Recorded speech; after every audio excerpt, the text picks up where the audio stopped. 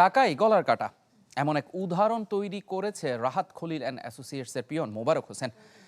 মাসিক বেতন মাত্র ৩০,০০০ টাকা হলেও গেল ৪ বছরে ব্যাংক হিসাবে লেনদেন হয়েছে প্রায় ৪৫ কোটি টাকা। এই অর্থের উৎস নিয়ে সন্দেহ Bangladesh financial intelligence unit BFIUর।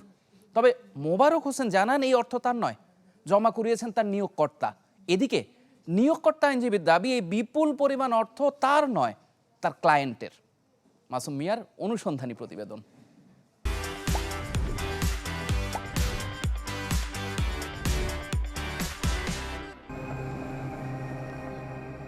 ICB ইসলামী ব্যাংকের কারণ বাজার শাখার একটি সন্দেহজনক ব্যাংক হিসাবের অনুসন্ধানে চ্যানেল 24।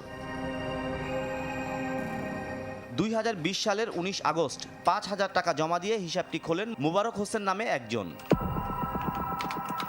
একই দিন এই হিসেবে জমা হয় নগদ 50 লাখ টাকা। পরের বছরের 12 জানুয়ারি 2,50,00,000 টাকা। একই মাসের 24 তারিখে 48 লাখ আর নভেম্বরে 5 কোটি নগদ জমা হয়।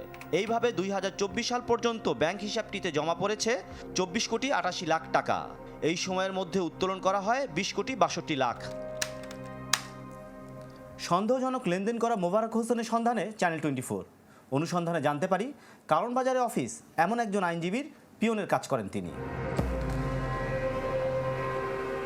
একাধিকবার চেষ্টার পর সাক্ষাৎ হয় মোবারক হোসেনের। প্রশ্ন ছিল 30,000 টাকার মাইনেতে কাজ করে ব্যাংক হিসেবে কিভাবে জমা হয় 24 কোটি টাকা। চ্যানেল 24-এর কাছে দাবি করেন এই টাকার মালিক তিনি নন। বিভিন্ন সময় তার অ্যাকাউন্টে এই টাকা জমা দেন নিয়োগকর্তা। টাকাটা এই যে ফান্ড আনছে যাদের, কাদের মানে কারা ফান্ড আনছে? আমার স্যারে আনছে। আপনি সারে আনছে অন্য কারো থেকে? অন্য কারো থেকে। আপনার অ্যাকাউন্টে কেন ঢুকাইলো? ওই যে ব্যাংকে আমার অ্যাকাউন্টে ঢুকাইছে যাতে ব্যাংকে এটা ইউজ করতে পারে।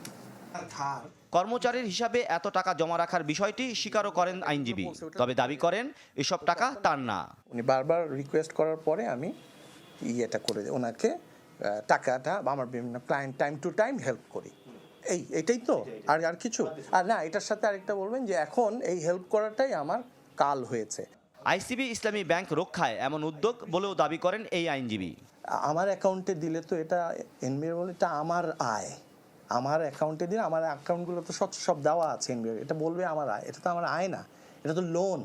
তো যেটাই হোক, লোনও না, এটা ব্যাংকের একটা ডিপোজিট। এটা ব্যাংকের এমডি আপনাকে কনফার্ম করতে পারবে।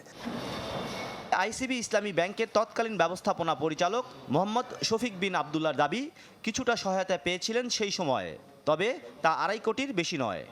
Maybe about 2 crore or 2.5 crore he has given to the bank. Masum Miya, channel 24, Dhaka.